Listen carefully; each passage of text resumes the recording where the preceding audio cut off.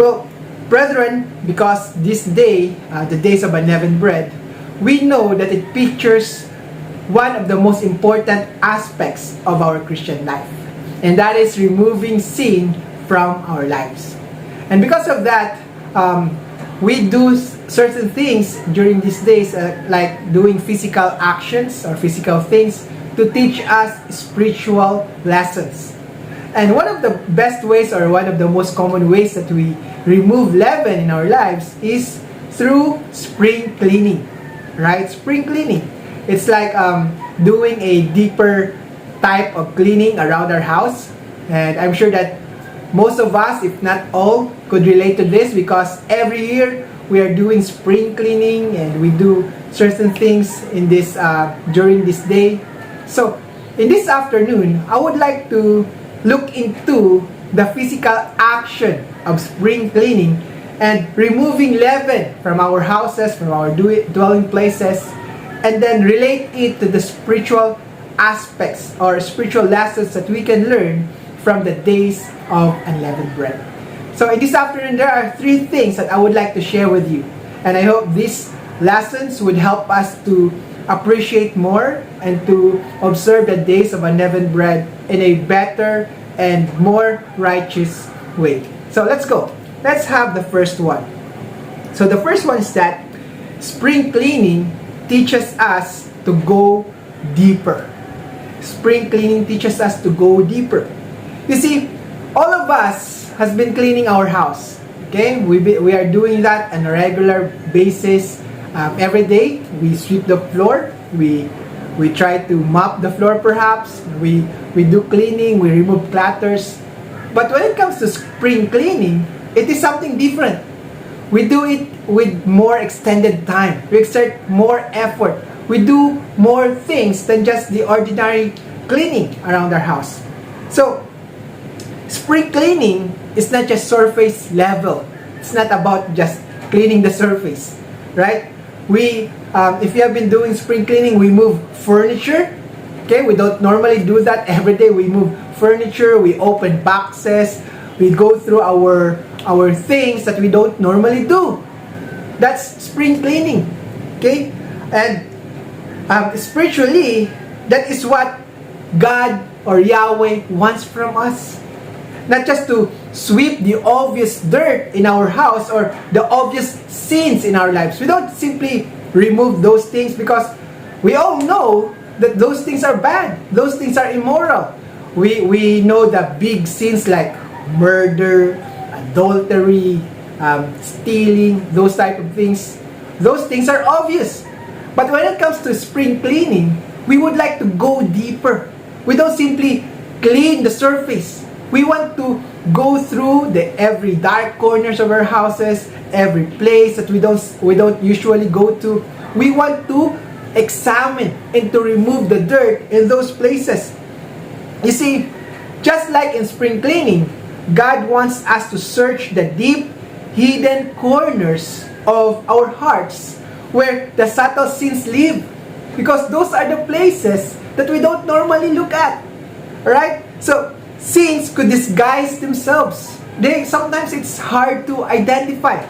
And sometimes we justify sin and we simply put it in the corners of our lives. And we don't really remove them. So think about it. Alright? There are certain sins in our lives that we don't see or we don't seem to try to overcome. Because sometimes they are hard to identify or they are disguised. Those things are actually the hidden sins in our lives. And we have to remove them, just like in spring cleaning. You see, in the Bible, we read in Psalm 139, verses 23 to 24. Psalm 139, verse 23 to 24, it says, "Search me, O Elohim, and know my heart. Try me and know my thoughts, and see if there be any wicked way in me, and lead me in the way everlasting." I want you to notice that King David says, "Search me, O God, and know my heart." He didn't say, "Show me, O God, my sins that I know about." No. He was asking about God to show him his hidden sins. He says, search me. So this tells you that there is something that is hidden, that is not seen in plain sight. Okay? Maybe there's something buried deep inside of us. And sometimes it's the sins that we don't see that are most dangerous. Ganun yan. We think that sometimes the most dangerous sins in our lives are the ones that we cannot see. Because we're not even trying to overcome them. And you think, oh, that's normal. That's really that's just me. Yeah. You might think that, oh, I'm always like this. Lagi akong mainitin ng ulo. I'm doing this ever since when I was a child. Ganun naman talaga ako eh.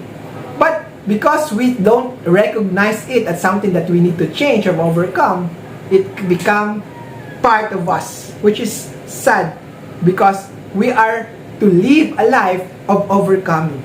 So I want you to ask yourself today, what sin has Yahweh been trying to point out that you have been ignoring?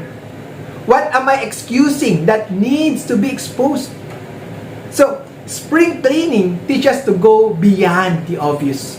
The days of unleavened bread are Yahweh's call to do a deep spiritual reflection. Okay, so that is number 1. Number 2, spring cleaning teaches us to permanently remove sin. Spring cleaning teaches us to permanently remove sin. I see, when we do spring cleaning, okay? When we do spring cleaning, we don't just collect the trash. We don't just gather them around, okay? What do? We throw them out. Can you relate? We don't just, oh, I want to spring clean, I want to gather the trash here, and then just leave it there. No. We always do, we don't stop there. We want to throw them out. And that is actually what we also want to do with our sins.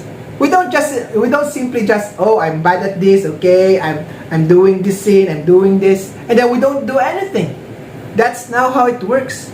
So when we know that it is a garbage, it is trash, or it is useless, what do? We put it in the trash, put it outside of our house, and wait for the garbage truck to take it and take it so far away from us, right? I remember I remember that there's something that I have always kept in the house. We have this old printer. It's already broken. So I was thinking that, oh, I will not just throw it away. I will just repair it, have it repaired. But it's been more than 2 years already. I haven't actually repaired it. And what's more, it would take a lot. It's more expensive to repair it than it would be more expensive to repair it. So so there's really no point of keeping that printer in our house. So that is also how we kind of sometimes deal with our sins. Okay, sometimes we think that, oh, maybe I will just keep this sin in my heart for now. Maybe I will just get rid of it later. Maybe I'm not really doing this sin right now. Maybe I will just get back to it someday. Or maybe we say na, oh, it's leaven, but I just bought it, 1 kilo of leaven. Sayang naman ko itapon. So I will just put it in the garage. But brethren, that's not how we should deal with sin. You see, when dealing with sin, there's no room for maybe later, or maybe I can use this next time. We cannot just say that, oh, I will just put it in the garage for now in the days of unleavened bread. No! We have to remove it. Okay? Sin is not something you manage. It is something that you must remove and put away in your lives. Ephesians 4:20-24. It says, Ephesians 4:20-24, put off the old man which grows corrupt according to the deceitful lusts. So you need to put it off. Get rid of it. And put on the new man which was created according to Elohim, according to God, into righteousness and holiness. So I want you to remember this. Spring cleaning means letting go. you need to let go. It means perhaps it includes letting go of anger that gives you false power. Maybe letting go of self-pity that secretly feeds your ego. You think na, ay, kawawa naman ako, ganito lang ako, ganyan ako. Actually, it is part of pride, the sin of pride. Letting go of that one show, perhaps, maybe that one conversation, that one app on your phone, that always leads you back to sin. So, don't store your sin in the garage. Don't do that. Don't store your trash in the garage, your sin. Don't label it just for now. Ngayon lang. Ngayon, itatago ko dito. Dito lang muna yung kasalanan yan. Put it out and don't pick it up again. And finally, number 3 lesson here. Spring cleaning teaches us that removing sin takes time and effort. Okay? Spring cleaning teaches us that removing sin takes time and effort. So, let's be honest. Spring cleaning is very exhausting. Sometimes it's difficult. It's not even fun. Diba? Sometimes we don't enjoy it. And yet, it is important. And it is something that we need to do. And what's more, when it comes to spring cleaning, it is something that it doesn't happen by accident. Okay? It's not na you don't wake up one morning and says, "Uy, wow, ang linis na ng bahay, nakapag-spring clean." No. You have to what? To plan for it. You have to be intentional about it. You have to break a sweat to do it. You have to stay committed. Hindi yung mag-uumpisa ka lang. Oh, I will clean the garage today. Tapos, sa bandang gitna, ay, nakakapagod, wag na lang. Di mo na tinapos. That's not how it works. In the same manner, brethren, that is also how it comes with dealing with sin. We cannot just simply do a partial job. We have to remove it completely. That's why it takes time and effort. In 1 Corinthians 9, verses 24 to 27 says, "Do you not know that those who run in a race all run, but one receive the prize? Run in such a way that you may obtain it. And everyone who competes for the prize is temperate in all things. Now they do it to obtain a perishable crown, but we for an imperishable crown. Therefore, I run thus, not with uncertainty. Thus I fight. Not as one who beats the air, but I discipline my body and bring it into subjection, lest when I have preached to others, I myself should become disqualified." You see, the Bible is very clear. When it comes to overcoming sin, we don't casually do it. Okay? It says we fight. It says we discipline. We subject our bodies. We work hard to the point that we run in such a way that we will obtain the prize. Do you think that running a race is easy? Think about the world-class athletes today. They have to practice 8 hours, maybe 16 hours a day. Maybe they have to do it day in, day out. They have to practice for a week, for months and months, for even years. For those Olympic players, they do it with so much effort and time and energy. The same way here, brethren. That means that our overcoming with sin is actually not a walk in the park. It's a fight. We are going to fight for it. We are going to really overcome it. We don't just simply, it's very easy mag-overcome ng sin. Pero pag hindi na kaya, I just give up na lang, wag na lang. That's not how it works, brethren. That's why it's a battle. It's not a breeze. It's a process. It's not a one-time prayer. The Bible tells us that these are the days of the unleavened bread. It did not say day of unleavened bread. It says days of unleavened bread. Why? Because God knows that overcoming sin is a process. It takes time. It doesn't happen overnight. Kaya nga, days. It takes 7 days for us to observe the days of unleavened bread. So, this is not just simply a sprint. It's a marathon. It's a journey. It's a season of focus. Alright? So, that's why, brethren, during these 7 days of the days of unleavened bread, I don't want you to simply go through these days without really reflecting, really seriously taking its significance and lessons. No, don't waste the days of unleavened bread, brethren. I want you to use these days as a primary motivation, a source of zeal and passion for us to overcome sin. Because ganun talaga, we need to exert time and effort for us to overcome sin in our lives.